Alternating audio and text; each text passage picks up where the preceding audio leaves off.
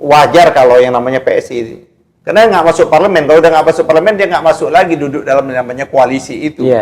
Orang dia partai non parlemen. Jadi satu-satunya cara dia supaya bisa masuk istilahnya ke dalam duduk di table yang sama, ya kan?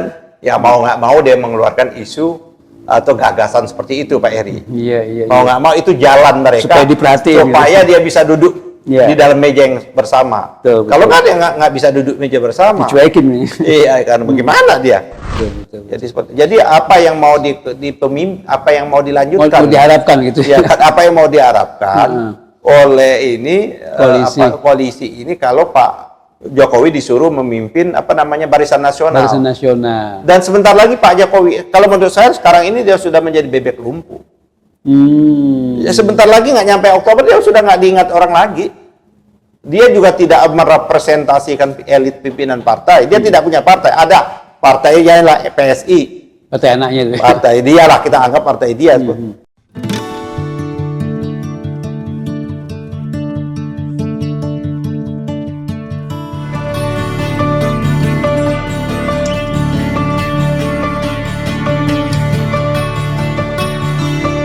Bismillahirrahmanirrahim. Assalamualaikum warahmatullahi wabarakatuh. Pemirsa TV Masumi dan Ahmad Heri Channel, kita jumpa lagi bincang-bincang tentang suatu tema yang menarik yang tentunya sekarang ini banyak dibahas oleh berbagai pihak terkait dengan pasca putusan KPU bahwa 02 dalam hal ini Prabowo Gibran terpilih sudah ditetapkan menjadi presiden dan wakil presiden terpilih. Nah, seperti kita ketahui, nanti pelantikan presiden dan wakil presiden terpilih pada bulan Oktober 2024. Berarti masih 6 bulan lagi.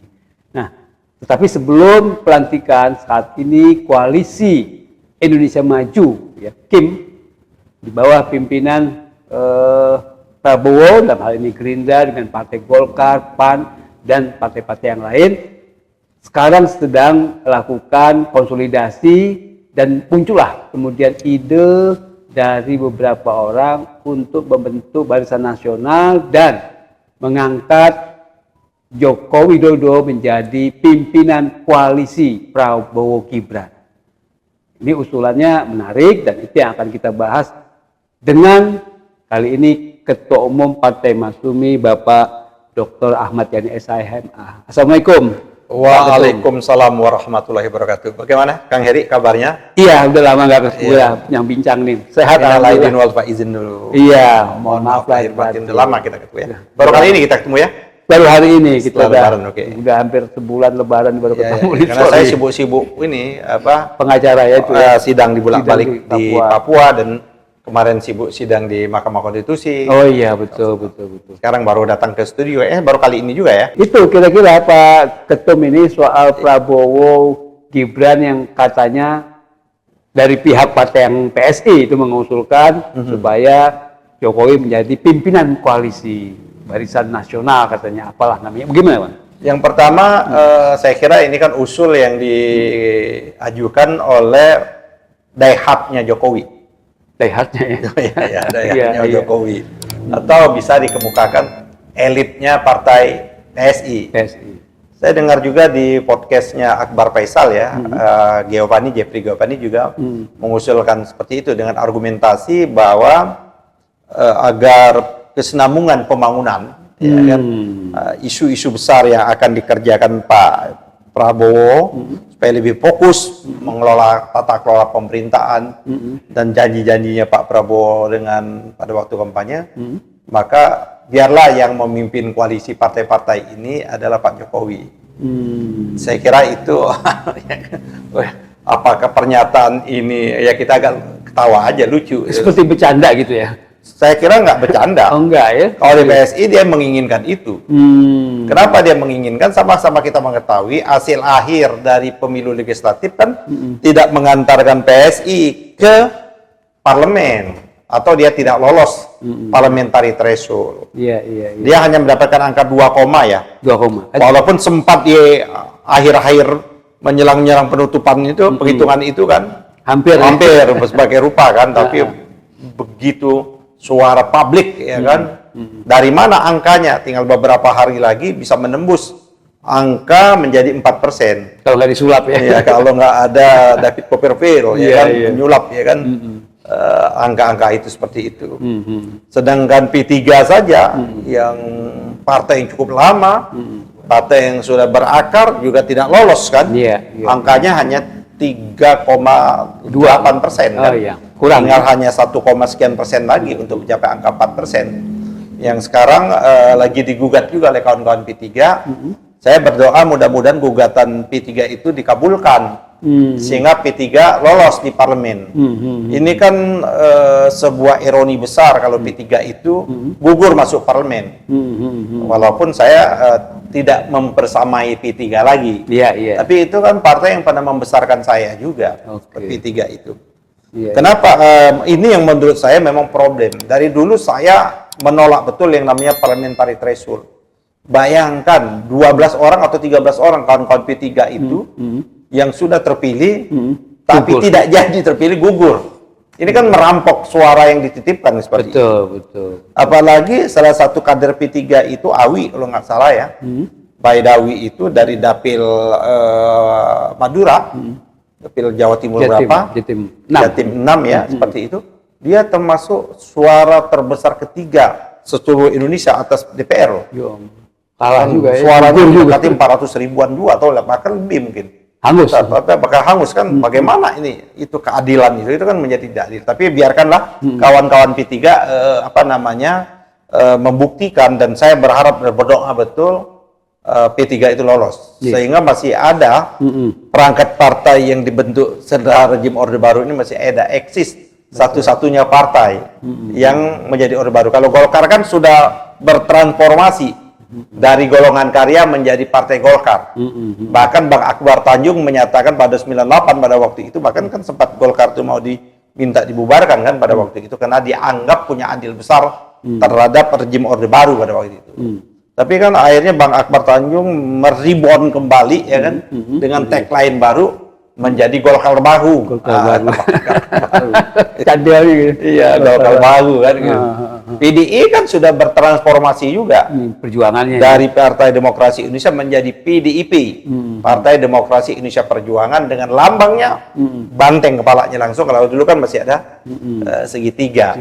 Yang tetap utuh produknya awal Orde Baru itu, konsolidasi partai zamannya Orde Baru itu P3. Walaupun sempat mengalami perubahan lambang ya, dari Ka'bah ganti bintang, dari azasnya Pancasila kembali lagi azas Islam, tapi hakikatnya dia tetap sama. Tapi nyaris pada pemilu 2024 ternyata dia tidak lolos parliamentary threshold. Gitu. Hasil penghitungan KPU. Tapi kalau misalnya P3 kan nggak masuk ke koalisinya Barisan Nasional, itu gimana tuh jadi? Ya, jadi itu juga masalah ya kan. Nah, kembali lagi nanti urusan P3 kita nanti bahas sendiri ya. Tema kedua, saya kata penting politik umat Islam ini setelah Pilpres ini mau ke arah mana? Itu nanti kita bahas lah. Yang yang kedua lah ya, part 2. Nah, sekarang kita menyangkut lagi koalisi ini. Saya kira wajar kalau yang namanya PSI, karena nggak masuk parlemen. Kalau udah nggak masuk parlemen, dia nggak masuk lagi duduk dalam namanya koalisi itu. Orang dia partai non parlemen. Jadi satu-satunya cara dia supaya bisa masuk istilahnya ke dalam duduk di table yang sama, ya kan? Ya mau nggak mau dia mengeluarkan isu atau gagasan seperti itu, Pak Heri. Mau nggak mau itu jalan mereka supaya diperhatiin, supaya dia bisa duduk di dalam meja yang bersama. Kalau nggak dia nggak bisa duduk meja bersama, dicuekin nih. Iya, kan bagaimana dia mau membicarakan itu satu. Yang kedua, bagaimana mau menempatkan Pak Jokowi juga dalam konfigurasi partai-partai di parlemen yang jumlahnya besar. Pak Jokowi ketua umum partai juga enggak. Bagian dari partai besar juga enggak. Dia juga tidak bagian dari PDIP, apalagi dengan PDIP kan. Kalau lihat dari statement atau pernyataan elit-elit PDIP, ya Hasto, Bang Pan, Baba dan lain sebagainya seperti itu, mereka sudah menyatakan betul ini kayak maling kundang kalau dalam legenda Sumatera Barat, ya kan? Kacang lupa kulit. Saya menyadari Dan saya ada salah seorang juga yang sangat dekat hubungan saya dengan elit-elit PDIP, terutama Pak Taufik Kemas, kami manggilnya Kak Taufik. Apa yang terjadi 2024 ini sudah diprediksi, sudah diramalkan oleh Kak Taufik itu pada waktu 2012. Bahwa ini orang, dia bilang, "Dik, ini orang, ini nggak setia. Suatu saat dia akan berkhianat," seperti itu. Kan terbukti juga pada tahun 2024. Apa yang tidak diberikan PDIP luar biasa loh. PDIP memberikannya kepada Pak Jokowi dari nothing, dia dari orang yang nggak dikenal. Siapa yang kenal Pak Jokowi? Wali Kota Solo juga tidak punya prestasi yang besar-besar amat, hanya media yang membesar-besarkan prestasinya. Betul. Apa yang kota kecil dengan jumlah penduduk kecil, dengan apa PAD-nya juga nggak besar. SMK-nya buang-buang lagi. Ya, itu juga satu lagi. Dengan ya mungkin dia bisa membuat cerita, mengarang cerita sesuatu yang ada. Dulu kan bagaimana dia mendramatik, betul, ya kan? Mendramatisir. Seolah-olah SMK itu ada, bahkan dia menyetir sendiri, ternyata itu produk Cina. Mobil produk Cina hanya dirubah sedikit, karoseri. Jadi seolah-olah SMK yang katanya sudah 6.000 orang ya kan memesan, ternyata sampai sekarang nggak, itu kan bohong berarti ya. Bohong itu kan untuk pemimpin nggak boleh. Pemimpin politik itu orangnya nggak boleh bohong. Salah boleh. Salah dapat dimaklumi salah. Tapi bohong ada pantangan di seluruh dunia. Nah ini juga dilakukan oleh Pak Jokowi, ini bohongnya berkali-kali. Bukan hanya sekali. Bohongnya berkali-kali seperti itu. Dia menyatakan mobil SMK. Terus menyatakan di kantongnya ada berapa triliun, 12.000 triliun atau apa dia bilang waktu itu. Pada waktu dia mengumpulkan yang dana dibawa oleh para koruptor-koruptor ke luar negeri kan, ternyata sampai sekarang juga nggak ada. Terus nyatakan mau buyback Indosat juga nggak ada. Ya, yang katanya ekonomi meroket juga nyunsep seperti itu kan. Apalagi janji Pak Jokowi itu, yang katanya mau kabinet ramping nggak jadi juga. Yang katanya dia anti impor, ternyata impornya gila-gilaan.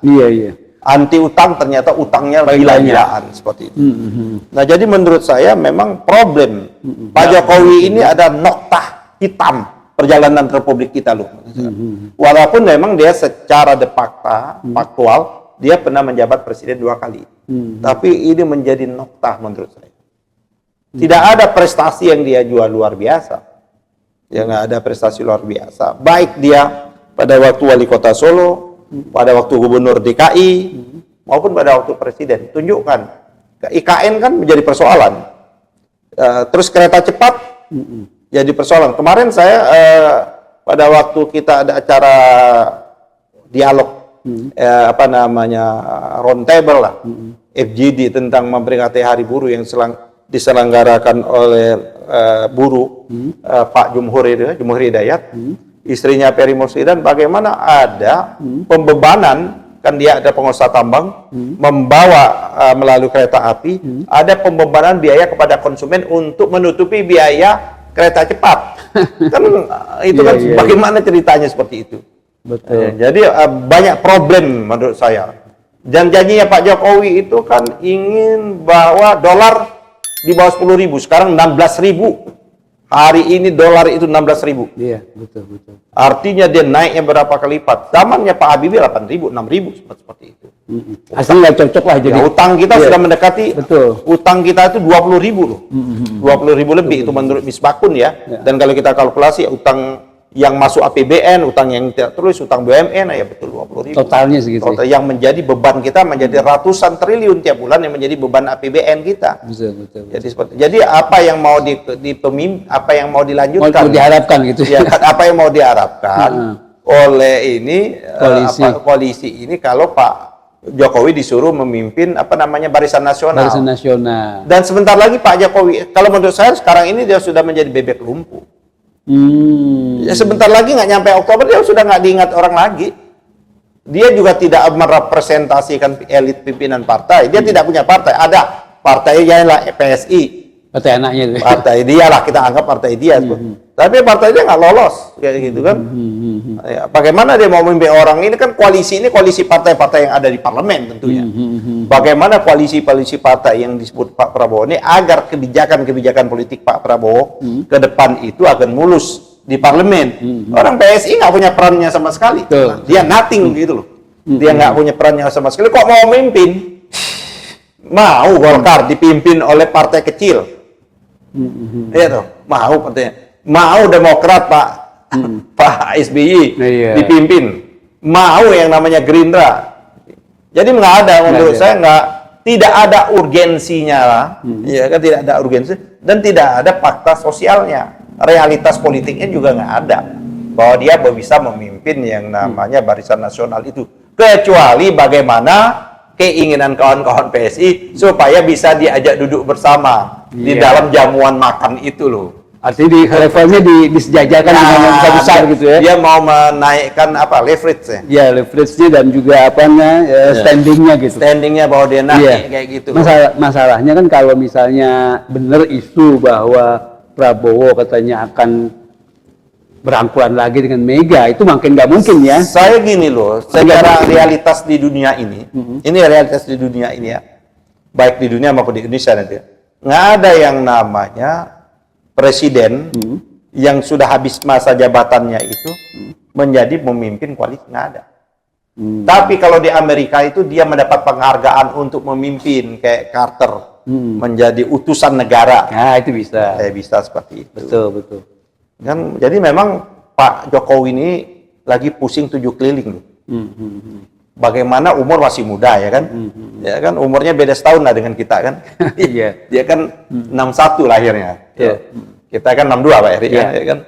Dia masih betul-betul semangat, tapi mau menempatkan diri di mana nanti? Ya. Mungkin maksudnya memimpin koalisi sebelum pelantikan kali, sebelum Oktober. Jadi sekarang lihat aja rapat koalisi itu dia diajak atau enggak gitu loh. Ya gitu. Udah ini sudah tidak efektif. Rejim pemerintahan Jokowi ini menurut saya tidak, dan secara konvensional, konvensi bukan konvensional, secara konvensi walaupun memang tidak tertulis, ini kan statusnya itu demisioner sebenarnya, karena sudah terpilih presiden elektif. Iya. Presiden terpilih berdasarkan hasil pemilu dong. Betul. Terlepas ada persoalannya lah ya, iya kan. Nah, menurut saya Pak Jokowi tidak boleh mengambil langkah-langkah strategis. Kalau kemarin siapa Bahlil atau siapa yang ngomong bahwa dalam rangka IKN harus seperti itu, nggak boleh lagi. Ya nggak boleh dia hanya menyelesaikan tugas-tugasnya sampai menyelesaikan proses transisi ini sampai pelantikan presiden, kalaupun nanti jadi pelantikan. Pelantikannya kan Oktober 20 Oktober dalam keadaan geopolitik global. Perang nanti, kalau ini perang berkecamuk, harga naik ya kita nggak tahu. Tapi kan kita berharap bahwa ya terlepas apapun ya kan, ya kita bisa tolak secara substansi hasil pemilu itu, kita anggap pemilu ini berangkat dari proses yang tidak beretika dan curang. Ya kan, pemilu ini berangkat dari sebuah yang tidak beretika, melanggar etik dan moral dan curang. Dimulai dari proses yang namanya putusan Mahkamah Konstitusi 90. Jelas menyatakan putusan itu melanggar etik moral. Terus penerimaannya Prabowo Gibran pada waktu itu melanggar etik dan moral. KPU-nya pun dianggap tidak bermoral dan tidak etik. Walaupun ketua KPU peringatan keras berulang kali. Ini sudah jadi ada lagi nih. Laporan lagi, pelecehan seksual lagi kan. Sudah DKPP menyatakan sudah memenuhi syarat untuk disidangkan. Ini kalau saya, Hasim itu mundur kalau dia masih punya malu. Ya kan? Berarti nggak merasa bersalah ya? Ini nggak merasa bersalah. Dan ini betul-betul, ini baru segi etik moralnya seperti itu. Sudah dengan wanita emas. Ini lagi dengan ternyata dengan petugas pemilihan luar negeri. Betul. Itu. Nah, menurut saya ini seharusnya ibu-ibu yang protes. Ya kan, ini pelecehan lah. Betul. Nah, kembali lagi kepada yang kita tadi, menurut saya dia mau di mana duduknya dan apa kepentingannya. Justru menurut saya ini, saya pendapat dengan Rocky Gerung. Gimana? Dia bilang mawar berduri ya kan, yang duri dia, atau dia Gentong babi. Bukan, gentong babi, tong sampah di belakangnya si Gibran. Ini kan beban buat Pak Prabowo. Bagaimana nanti wapres presiden ini kan nggak apple to apple. Ini Jombang. Satu sisi Pak Prabowo itu bicara masalah gagasan-gagasan besar, kan ide-ide besarnya, ya kan, bagaimana dia ingin Indonesia ini berdaulat di bidang politik, ya kan, mandiri di bidang ekonomi, kan itu idenya Pak Prabowo. Terus apa namanya, berkepribadian dalam segi budaya, ya, yang sebagaimana Trisaktinya Bung Karno, kan. Ini ada si Gibran, ya kita menganggap remeh ya, kita nggak boleh menganggap remeh orang, ya kan, nggak nyambung, ya. Bahkan kawan-kawan saya nanti katanya kalau dia nanya, Pak Yani, kira-kira kalau di kantor kita pasang foto presiden aja nggak pasal itu melanggar hukum nggak? Saya bilang nggak ada ketentuannya yang mengatakan orang seperti itu. Belum ada ketentuannya kalau foto wapres yang tidak dipasang foto. Sudah boleh banyak tuh orang-orang menyatakan itu. Kasih nggak ya aku tuh yang dijual pinggir jalan. Ya orang mau beli foto presidennya aja kan seperti itu. Nah, jadi menurut saya kembali lagi Pak Eri, isu utama kita ini, saya kira jauh api dari jauh api dari panggang lah. Jauh lah, nggak mungkin. Iya, pertanyaan saya Pak Prabowo juga kan dia akan menyadari nanti itu. Itu dia. Pak Prabowo ya sekarang saya lihat ya dia nanti setelah dia lantik berbeda nanti.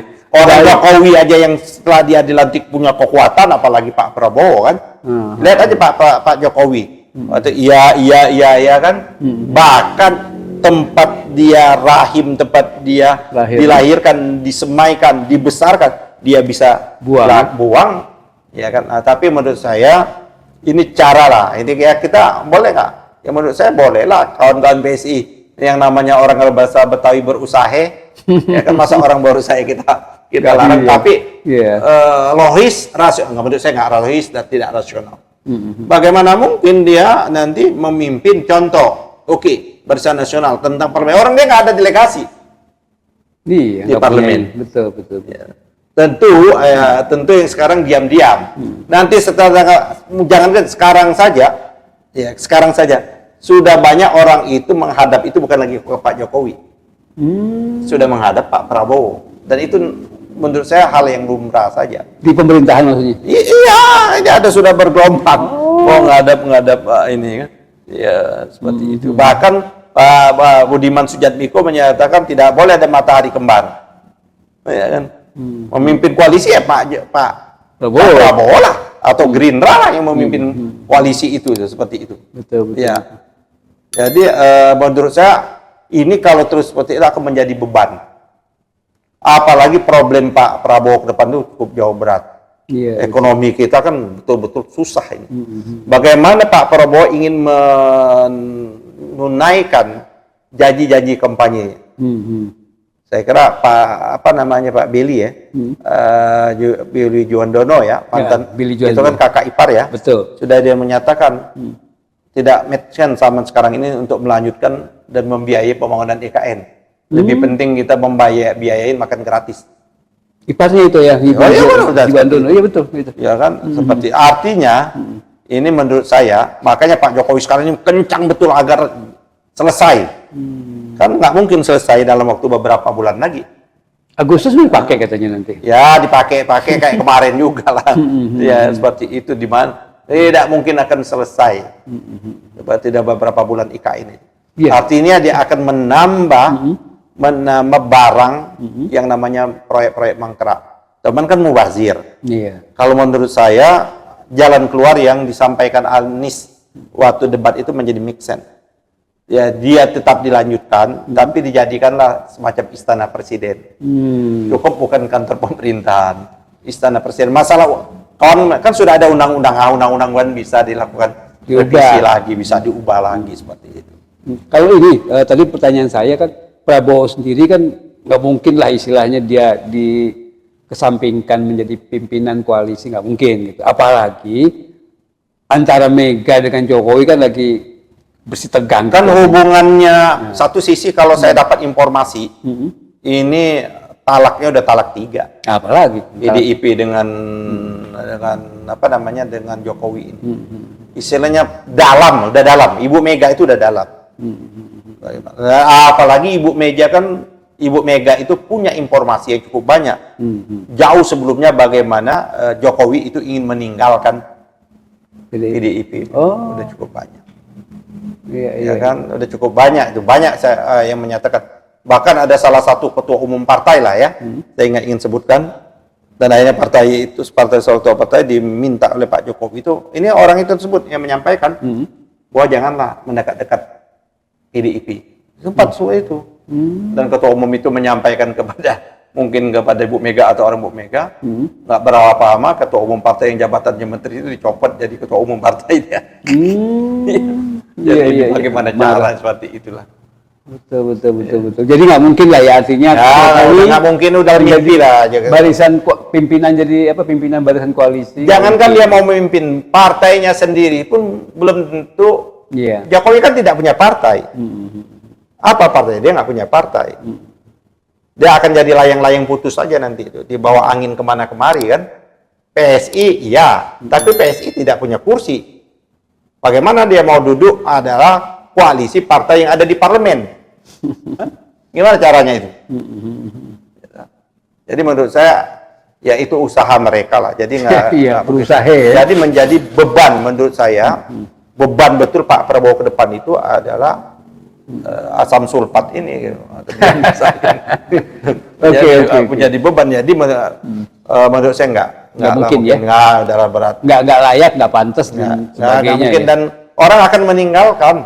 Sekarang aja sudah tidak mungkin lagi. Buktinya, coba kita lihat apa makna kunjungannya Pak Prabowo ke luar negeri. Kan tidak bersama Gibran.